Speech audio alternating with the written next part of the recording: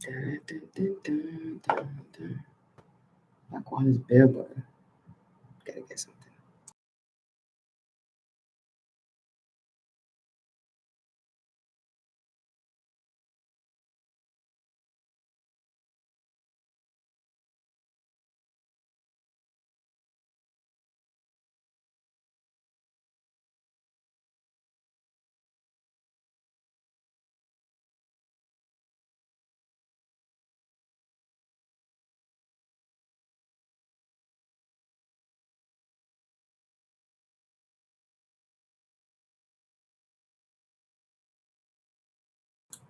Just getting my stuff set up because I have quite a few things to touch base on and catch up. So I'm trying to like organize everything.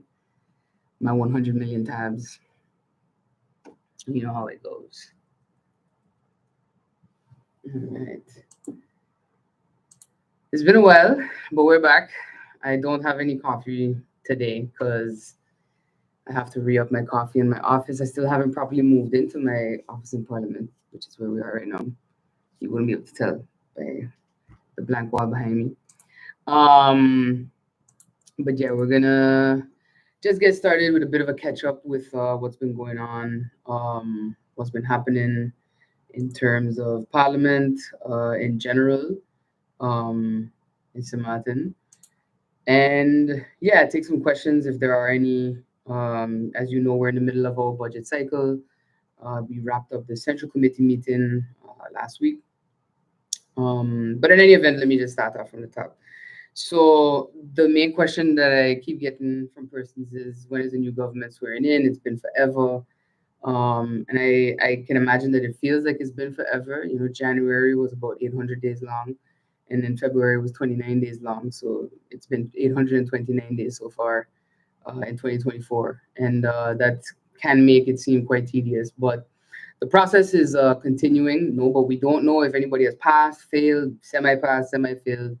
I would advise people to not let themselves be kind of dragged into, you know, what I just call kind of frenzied reporting by whomever is, you know, spreading these types of rumors. When you hear it from the horse's mouth, then you will know that it's the truth. And I think you know, someone said to me, well, yeah, but sometimes there's a bit of truth mixed in. I say, well, you know, I like my stuff to be plain and true and pure. I don't like an iota of truth mixed in with a lot of lies and nonsense. So I would advise everybody to just, you know, stay focused. The process is continuing as it must. Remember, in 2020, Parliament swore in February 10th, the Council of Ministers swore in March 28th, and then you even had a year for the final minister to swear in into that particular cabinet. So, with for all intents and purposes, we are actually on time. So I would just as a bit of caution, because I see a lot of people getting worked up because you know XYZ put out whatever live, and it's yeah, but I'm like, well, we have not heard anything. So when it's official, it will be official. So I just wanted to touch base a bit on that. Yes, there was an extension of the date for the final formation report, but you know things are going along as they must, and hopefully we will see within the first week of April or so, you know, that we can wrap it up and get moving with the incoming government. So that's essentially what I just wanted to touch on regarding that. Um, since we have taken our places in this new parliament, you know, we had about a 2 week orientation period, which I have to say was quite useful. It allowed the newer MPs to learn a bit about how parliament works in terms of rules of order, and you know, a bunch of other things as well. The structure of the kingdom, for example, what their role is as members of parliament, what it's not as members of parliament. And it was good. I attended as well just to get the refresher and also to be available to answer any questions and to engage in that dialogue with the incoming MPs. We have quite a fresh parliament in terms of, you know, persons swearing in for the first time. Some no stranger to politics, but nevertheless new to the actual apparatus of how it works. So that process happened, and then we kicked off essentially with a closed door meeting on the restructuring of Telem.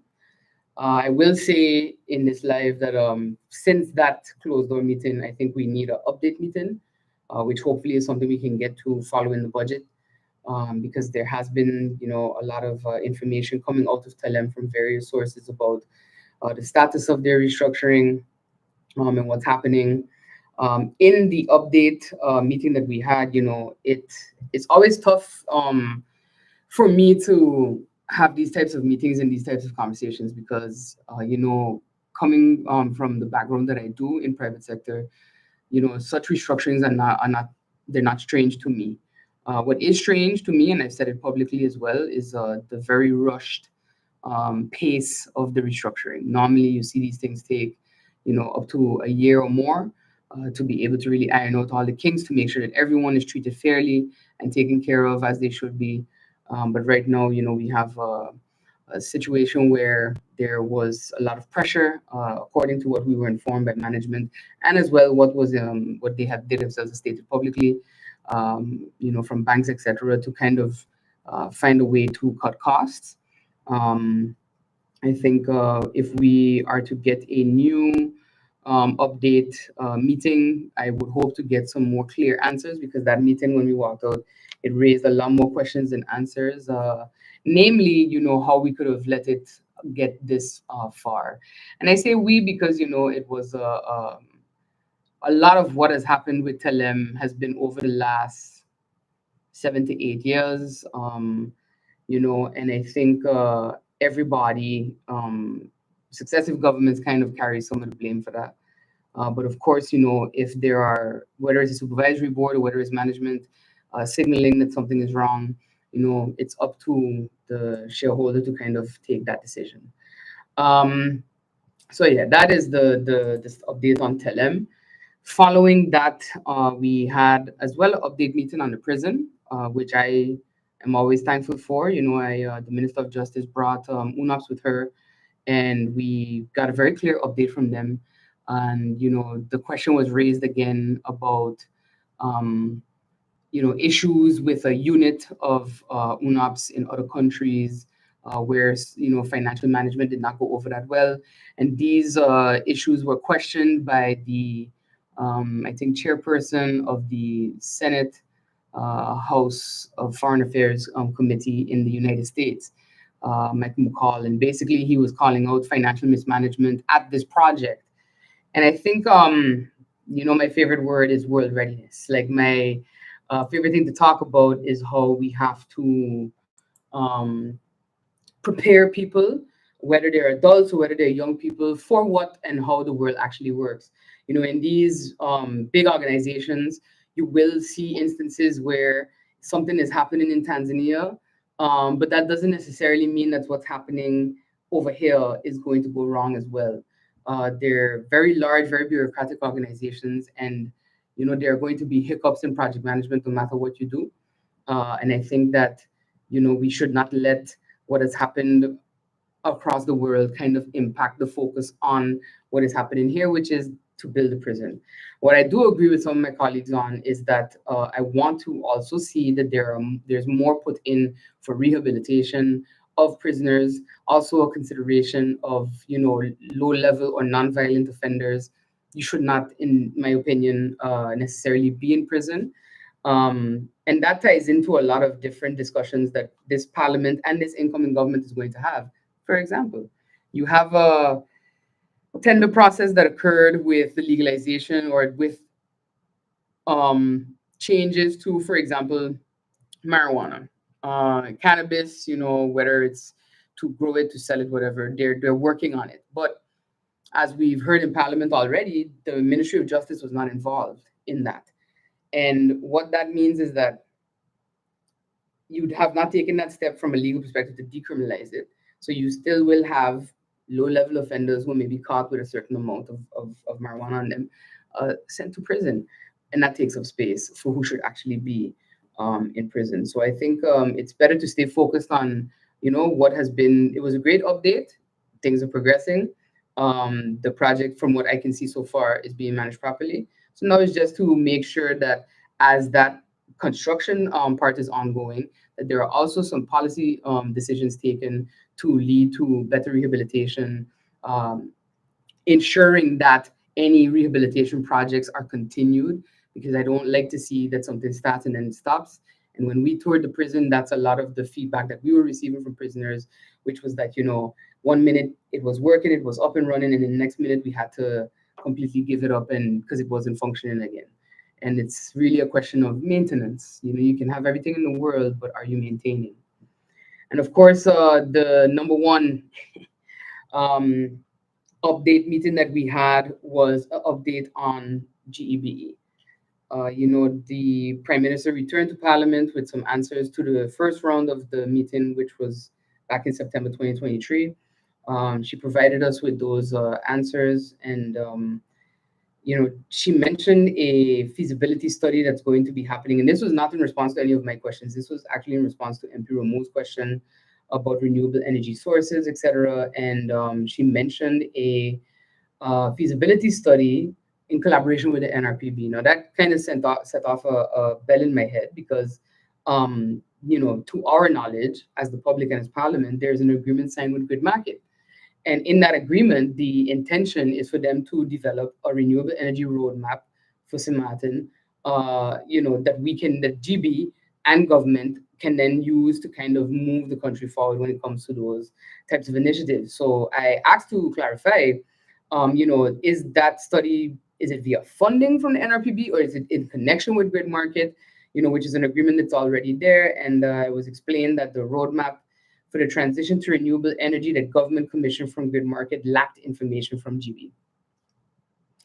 So that these new studies are being done through the NRPB with the TWO and to identify what product mix is most feasible for GB to transition to renewable energy. That was a little baffling because why not just have GB give Grid Market the information? It was a little strange to me, and I think I keep hearing these types of comments when it comes to certain projects, whether it's to do with any of the government-owned companies, whether it's to the government itself. Yeah, we didn't get all the information, etc. And I think that at a certain point in time, we have to really ask ourselves if we're not self-sabotaging a bit.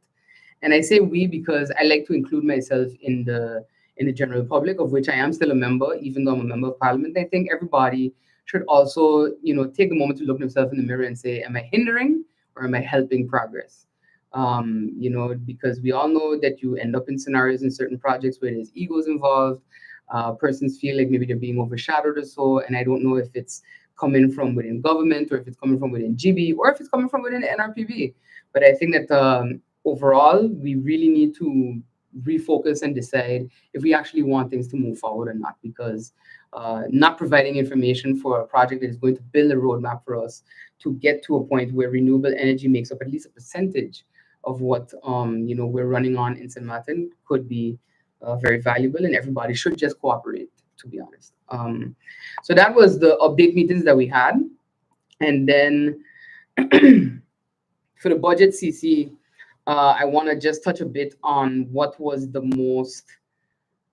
something that was mentioned in what we call the explanatory notes of the budget. So you have the numbers book basically, and then you have the TULIP thing, which is just a explanation of the policy that is backing the numbers that you find in the budget. So a piece that was mentioned in the TULIP thing was that there's an expected income, I think of 13 million guilders or so from a possible sale of Winia shares. Of course, everybody kind of hit the roof when it came to that. Because it raised a lot of questions. There was no other details in it. There was no real. The thought process was not kind of laid out for us in the TULIP thing that we read. So I, being someone that has gone through, the merger of a company and who has seen how shares can be divested, etc. I asked, what is the status of that discussion? Because you put it in there as a amount, as possible earnings, but what is the status? And the reason I asked, what is the status, like where is it at? So a very important reason.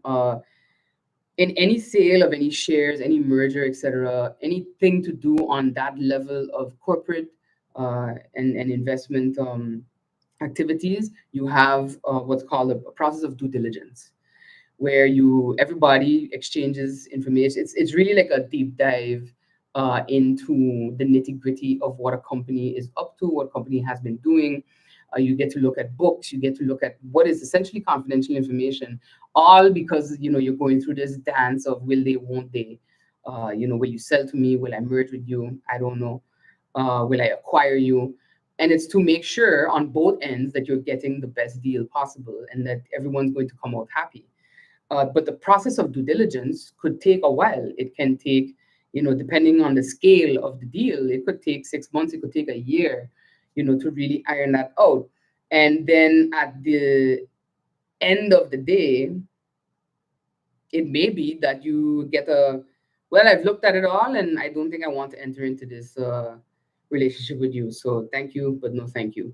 And then that's it. And then what happens is that, you have parliament and people who are assuming that there's going to be 13 million extra guilders in the coffers, for this sale of what I assume is a minority stake in Winair.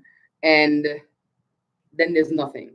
And that's why I think, it's important that I think some people kind of throw things out there, to see if it'll stick or how it feels. But ultimately, the practice in corporate is that if something is not at least close to being a done deal, you don't talk about it. Because you can announce that you are exploring it, but then explain that. Don't put no amount or anything like that. And that I think is what really triggered people. I saw Facebook kind of blowing up about it, where persons were like, we just selling off everything. And I also want to touch on that a bit when it comes to even selling minority stakes in the government-owned companies. Would it be that bad? And I have an example in which to kind of, take that discussion. So, because I know people are going to be like, Melissa want to sell off everything from St. Martin and all patrimony, etc. But I have a very important, statement to make, and then I want people to think about that. Ownership means responsibility. It means accountability, and responsibility can be expensive. A good place where you see a shift of responsibility while still, retaining some sort of control while not being the be all end all is Curacao Airport Partners. Curacao Airport Partners is a consortium of private international investors. It includes Apport, which is the Zurich airport, Janssen de Jong in the Netherlands, and CCR in Brazil. And you have a lot of these types of airport partners groups around the world. And most airports, especially international airports and smaller ones, have very minor shares that they hold in others. I think Schiphol has 4% or 5% of a terminal in JFK. And this is something that I've mentioned in Parliament as well. Now, the CAP, Curacao Airport Partners Group, has a 30-year concession agreement with the government of Curacao. And as a private operator, they then take it out of the hands of government, and it's in private hands. So the financial, operational, and the development risk all lands on this airport partners group.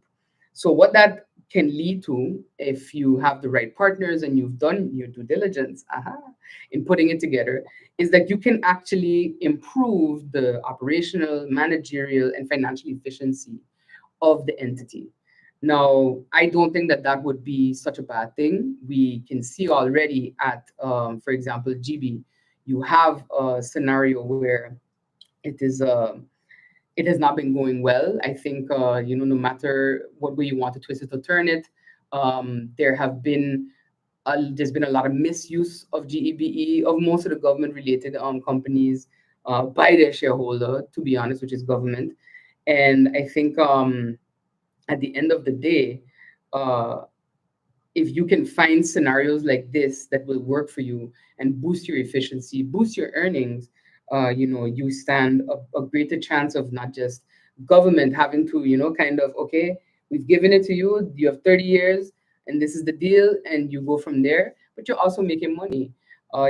Before Curacao Airport Partners Group was put in place, the airport, wholly owned by government, government responsible for supervisory board, this board, that board, whatever, was losing millions of guilders, annually. It was one, I mean, I think we all who went through and saw the reconstruction project, it was like, where did the money go?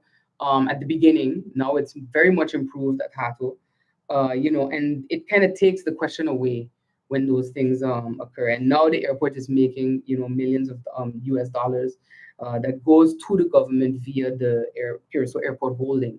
And that's a very creative and constructive use of, corporate structures to kind of say you have the holding here, and that's where government has its oversight, and then everything else is handed off to private entities that then can, take on that risk. And because they're taking on that risk, they will make choices that, do not expose them to more risk. And that's the going thought process behind such a consortium. And I don't think that that would be something that's necessarily bad for St. Martin.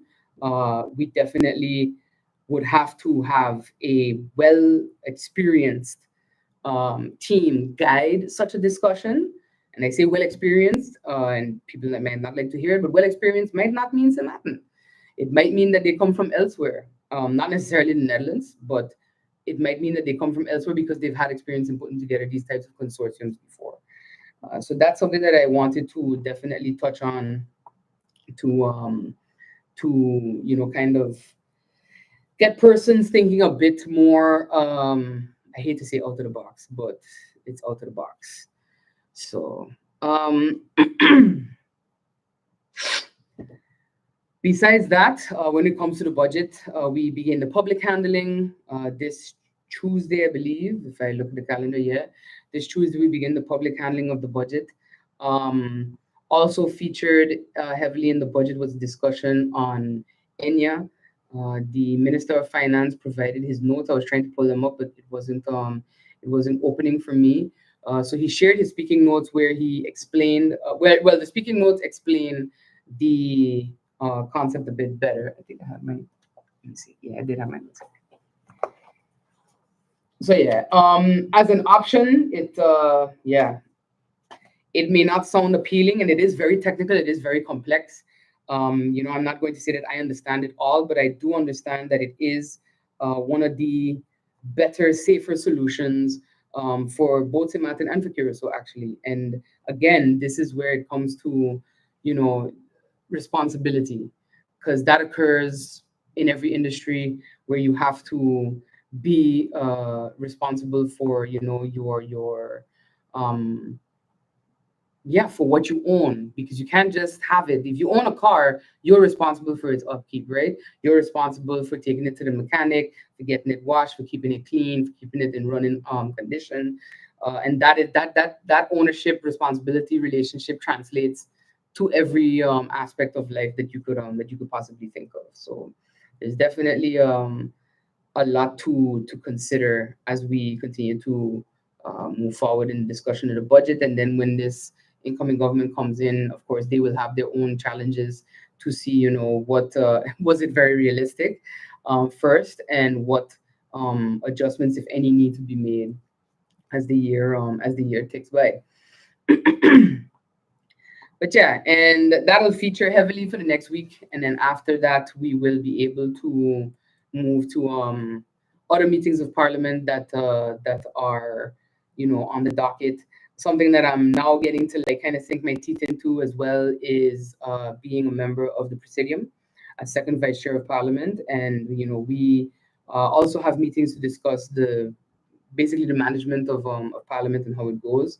So looking forward to also getting more involved in that as this term continues, and then leading up to the next parliamentary year, where hopefully this term, what I hope to see happen by the end of the year is a approved code of conduct for members of Parliament. When last we checked in on our heroes, we had received feedback from the Integrity Chamber on how best to structure the code of conduct and move forward. So I was no longer chair back then, but now I am. So the intention is definitely to get back on track with that, and hopefully we can have that also come down into Parliament.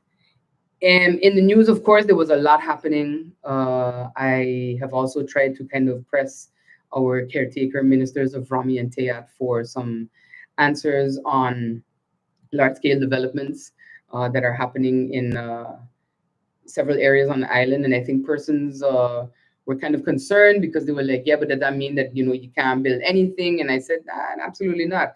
I don't think we've ever said that we are against development, but at a certain point in time, you do have to admit that we are on 60 square miles of finite land, and I think there are enough examples of how at a local level you can impact and you can mitigate the risks and the impact of climate change.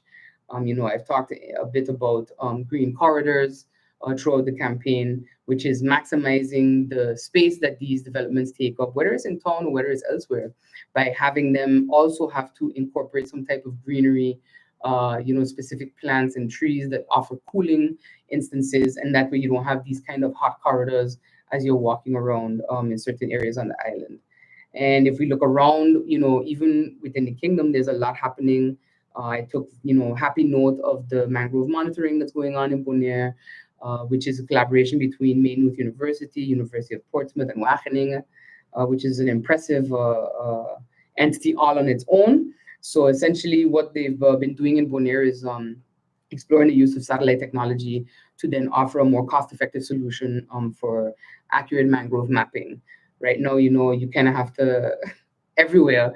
You kind of have to go out, drive around on a boat and check it, drive around in a car and check it, making notes, etc. So this, type of approach would then help Bonaire to kind of make more informed decisions for the management and protection of those vital ecosystems. That as climate change continues to also trickle down to our neighbors in the Southern Caribbean, can help them to protect from flooding. And if you've ever been to Bonaire or Curacao, Aruba, you know that a flood is not a thing that they can easily handle.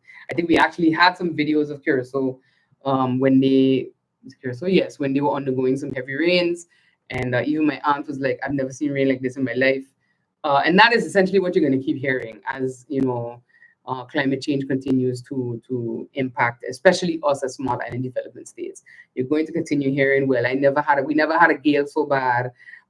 From many seniors, post Irma, that was their comment. Like, we never had a gale so bad, and well, it's going to continue like that. So in in other news as well, you had where France became the first country to enshrine a woman's right to an abortion in its constitution.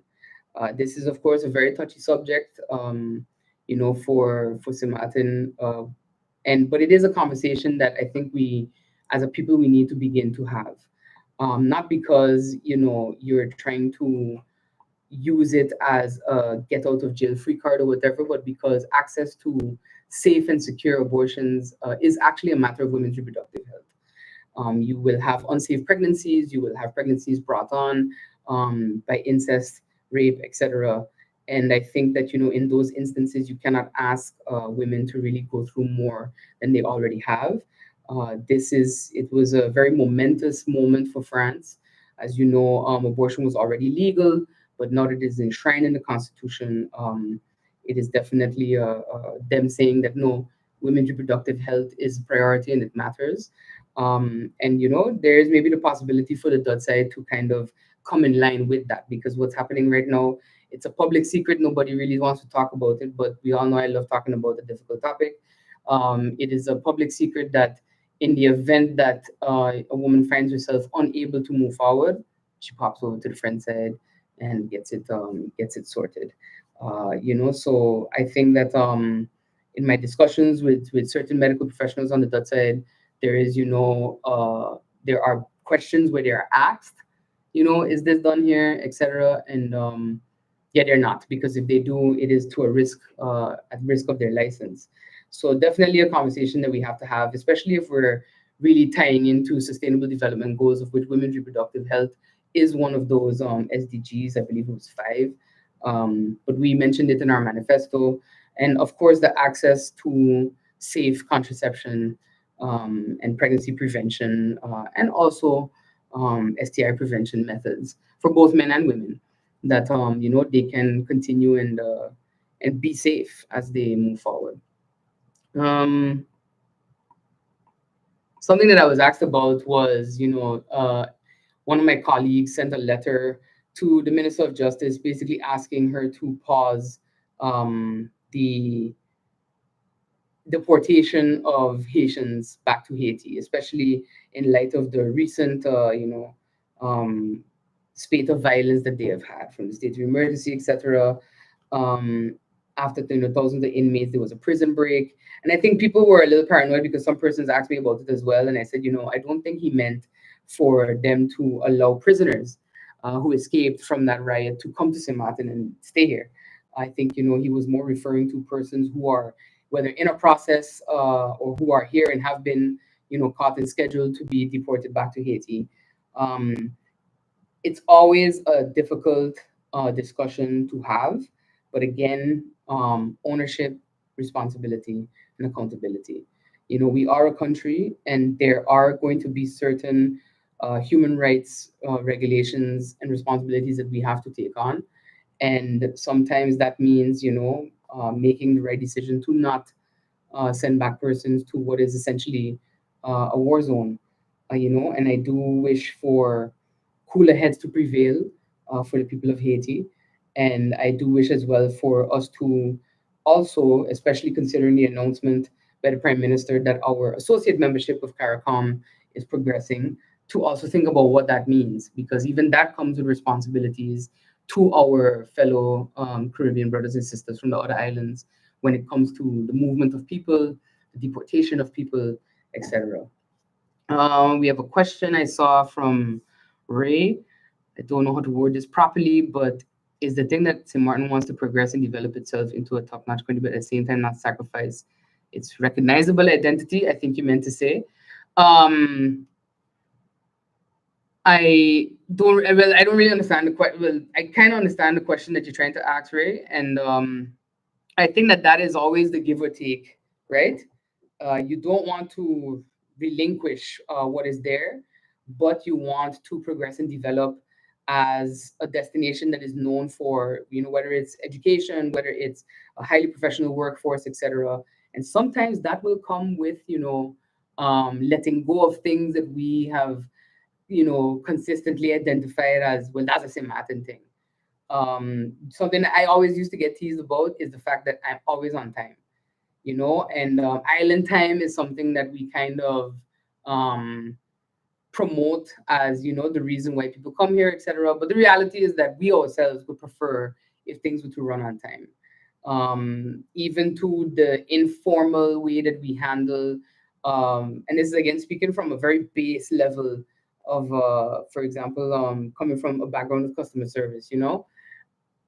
Sometimes I would say, I think I challenged my colleagues once and I said, when you go to the bank or when you go anywhere, what kind of service would you like to receive? If somebody spoke to you like that at the bank, would you be happy? Well, no. I said, okay, but then why do you speak like that to customers? You understand? And I think if everybody were to just kind of keep that in their mind, they would, it's not necessarily St. Martin to be very formal and very straightforward with, each other or with customers or with our colleagues, but it is professional, and sometimes you have to kind of shift.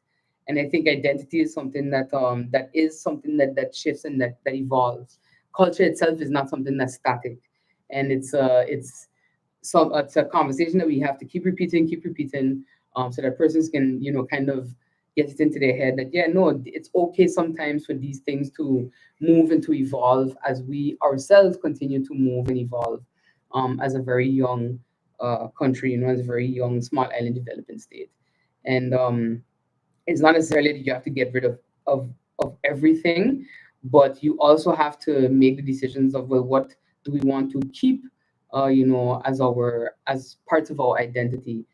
That is the discussion of nation building, of course, and that's something that involves having to talk to the public and really engage with them and see how we can take their feedback and incorporate it into something that actually takes us to where we would definitely like to be. And that's really what it starts with. It starts with a idea or like a thesis statement. I want St. Martin to be this, and then you have to have the discussions and form the discussions around, well, what are the steps that we take to that. And that's really the process. I always say that this type of evolution is not just a constitutional status. It's not just something that you say, well, Um, I don't like where I'm at right now, and I think I could do it better in a different constellation. So I'm going to do that. That's not how it works.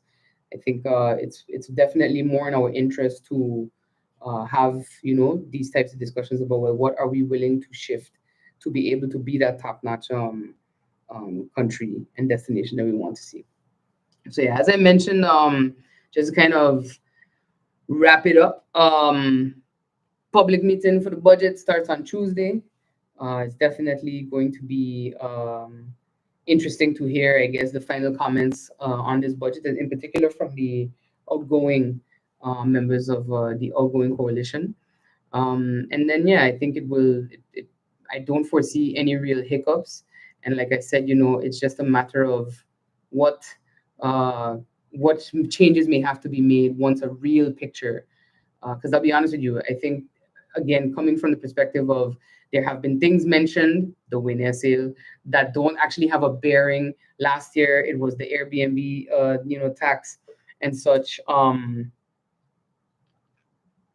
don't think that I take everything with a grain of salt, and we see how it actually develops as the time goes on. And yeah, tomorrow, as faction leaders, we will also be having a courtesy meeting with State Secretary Van Huffelen, who is here just as a sort of update, I think, in particular with the trust fund projects. And that's also something that I'm looking forward to really seeing progress and ramp up, is the execution of the trust fund projects. The Minister of Education currently gave a sort of update on the construction that is meant to be taking place at certain schools. In particular, in my district of Mid-Region Defiance, I'm looking forward to Sister Marie Laurence actually, moving forward with their reconstruction. So that's definitely going to be a plus point that we can think of. And yeah, and that's pretty much. If there are no other questions or so, I think I just want to also update. I should have said it in the beginning, but MP De Weaver would have joined, but she is unfortunately down with the flu. So I want to wish her a speedy recovery before Tuesday, so that she doesn't infect the rest of us. So thank you for tuning in. These will be every Sunday going forward at 6 p.m. Um, in the event that they don't happen, of course, we'll communicate that via our Facebook and via our WhatsApp community group, which I do urge everyone to join. You are the first to get the links and updates. I believe the link was posted on our Facebook and probably will be posted again on our Facebook and our Instagram pages. So you can just scan the QR code and join the WhatsApp community. We don't spam you, it's going to be just constructive stuff. These types of moments where we have a live. MP Weaver and I did an Insta live some time ago after the tele meeting to kind of just touch base, and update people on what was discussed, what we could have updated people on. So those are going to continue as well when they need to happen. And next time I will have my coffee and my coffee fact of the day. So thank you for joining and take it easy. And I wish everybody a blessed week ahead.